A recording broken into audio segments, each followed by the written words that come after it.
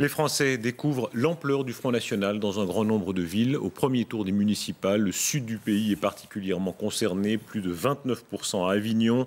Le directeur du festival, Olivier Py, affirme qu'il ne se voit pas travailler avec un maire FN et que s'il est élu, le festival partira. Cédrine Verguin. S'ils ne sont pas allés voter, les Français ne pouvaient en revanche pas rater aujourd'hui les unes des journaux, qui n'y vont pas de main morte. La percée du FN est jugée spectaculaire. La gauche se retrouve giflée. Pourtant, pour beaucoup, le vrai gagnant du scrutin tient en un chiffre. 38,7% des Français ne se sont pas rendus aux urnes. Ici, à Saint-Étienne, près d'un électeur sur deux. J'y avais pas le goût. Je suis un peu dégoûtée par la politique. J'y crois pas. J'y crois pas. Je pense que la politique, c'est tous des menteurs. Une chose est sûre, la percée du Front National est là. Le FN se qualifie dans 229 villes. Au milieu de 1995, qui avait été un bon cru, le FN se maintenait dans 116 villes. La présidente du Front National ne boude pas son plaisir. Un grand nombre de villes où nous arrivons en tête. Un plus grand nombre encore où nous arrivons en seconde position, l'Ouest notamment, où non seulement nous nous implantons, mais nous nous implantons avec parfois des résultats assez étonnants. La gauche prend la mesure, elle aussi, des résultats. Elle a décidé de s'unir pour le deuxième tour en se retirant de certaines villes. Dans plusieurs de ces villes, les listes socialistes ont pris la décision et ont annoncé qu'elles se retiraient. C'est le cas en particulier à Tarascon et à Saint-Gilles. Le vote sanction produit déjà ses effets et c'est le parti de droite UMP qui pourrait bien, au final, en récolter les véritables bénéfices.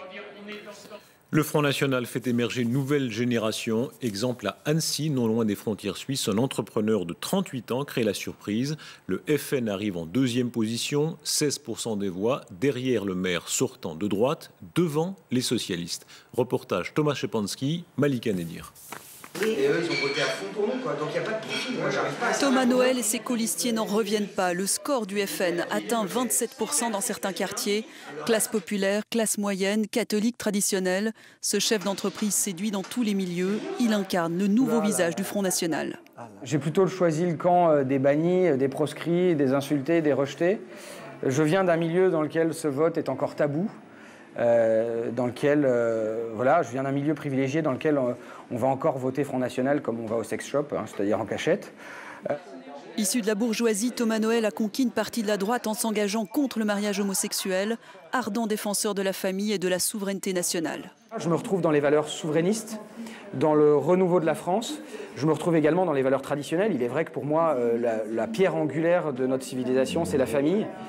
Et que cette famille, aujourd'hui, elle est menacée, elle est battue en brèche. Je suis père de famille de 6 enfants, donc oui, à ce titre, je me sens particulièrement concerné par tous les sujets sociétaux.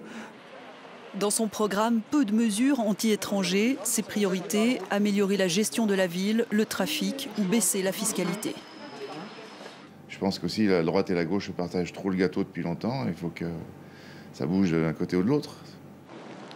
Dans le cœur touristique d'Annecy, le vote Front National se normalise grâce au profil de bon gestionnaire de son candidat.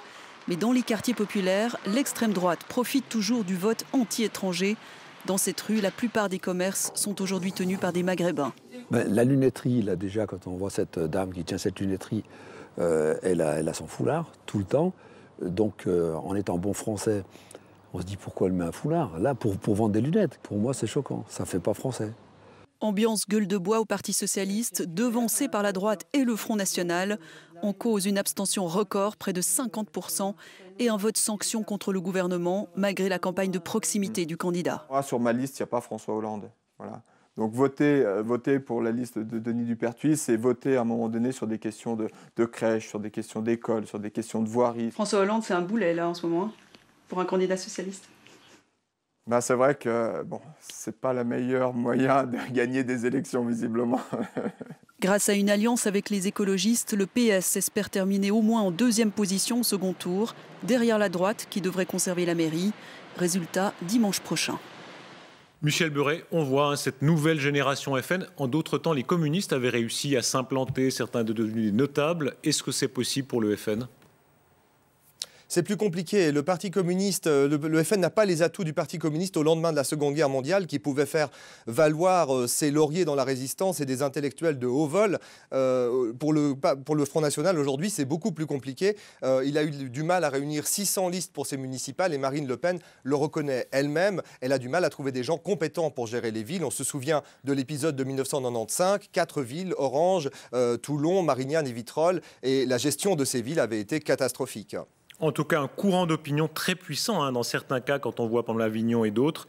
Il faudra compter avec le FN, y compris jusqu'à la présidentielle. Ah oui, on peut penser qu'il y a une marge de progression pour le Front National, et ceci pour 2 raisons. Le premier, c'est que le Front National continue à canaliser des votes protestataires. On le verra prochainement en mai avec les élections européennes, qui est l'élection défouloir par excellence, où le Front National est crédité de 23% d'intention de vote, ce qui en ferait le premier parti de France. Et puis pour une deuxième raison, c'est que le Front n'est plus seulement national, mais de plus en plus local. On le voit à la faveur de ces municipales. C'est là la stratégie payante de Marine Le Pen, qui tente de donner depuis 5 ans une nouvelle image de son parti, plus crédible, plus respectable. Et certains la voient déjà passer au second tour de l'élection présidentielle en 2017.